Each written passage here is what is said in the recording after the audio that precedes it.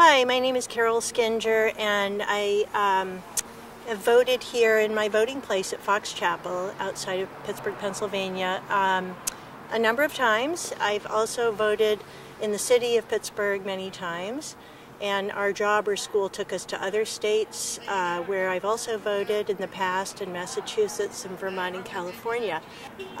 Never once in any voting experience I've ever had have I ever had an inkling of what the voting officials felt or had opinions about, or perhaps what their party might be. I've also never been to a voting place where I have voted where there were any poll watchers. So when I entered my voting place today, I was surprised to see two individuals sitting in folding chairs right next to the election table. And they were asking people ahead of me for voter ID. And when it came our turn, I said, and they were looking up people on lists as they were asking them these questions. And when it came my turn and my husband's turn, I said, we don't have to show ID, and that's how the law has been decided in Pennsylvania. And they've started to tell me how it would be so much easier for everybody here at the table if I would do that, and then everything would go much faster. And I said, well, as a matter of fact, I'm very against this, and I absolutely don't plan on sharing my ID with you. And I said, who are you anyway? I've never seen two people in folding chairs right next to the election table. And they said, oh, we are poll watchers. And I said, oh, poll watchers. They said, what party are you? And they said, we're Republican poll watchers.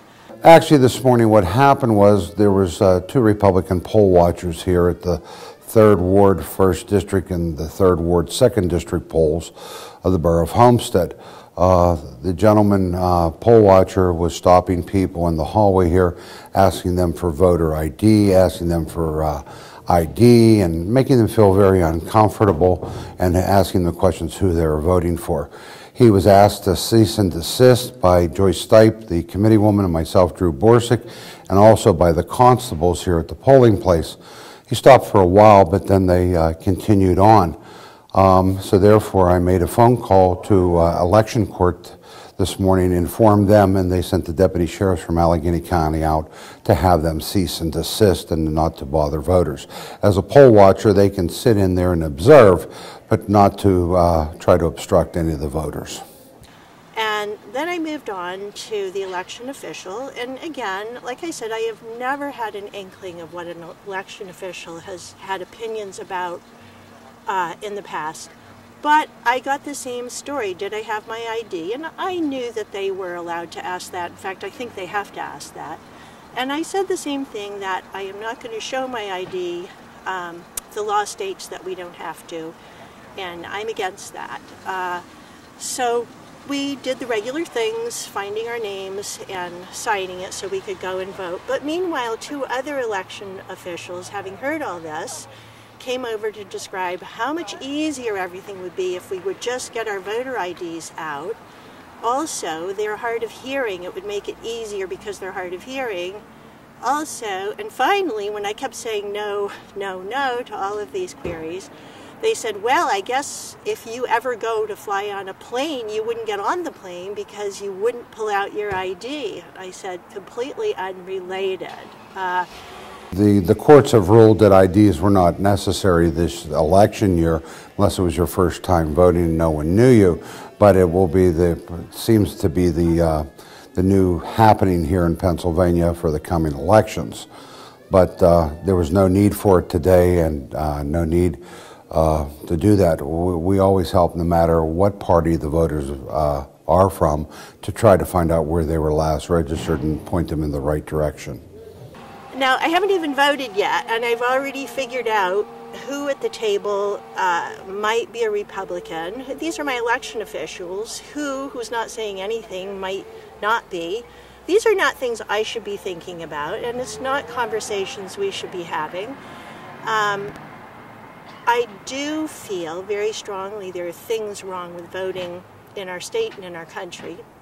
I think voting should be much easier for people to do. I don't think we should be about protecting the vote. We should be about enhancing the vote. There are many things that we could do that some states have figured out, like the state of Oregon has. They mail out ballots to all registered voters well ahead of time, and they have many ways that you can turn it in, including dropping it off on Election Day. I don't think it's that hard to make things better, but I don't think it's about protecting voter fraud. We don't have voter fraud in our country. Furthermore, Fox Chapel is a very privileged community. It is mostly a very Republican voting community. Why we would have Republican poll watchers here, I can't even begin to imagine. But by the time I got to voting, I felt very upset. I felt this is, I'm somebody who knows the law and knows my rights and is happy to exercise my rights as a citizen, but I don't think all people are as up on it. I saw all kinds of people reaching for their ID, and I just think this is an erosion of our civil liberties, and I just feel I had to report it, and I'm happy to talk about it because I think it's wrong. I've been a committee man for 28 years and a councilman also, and it's very disheartening that there are so many mean-spirited people that will do anything to get their candidate elected. I think it's been a good overall day. We're glad to see that the American public's coming out and voting. It's a very important election to Democrats and Republicans alike.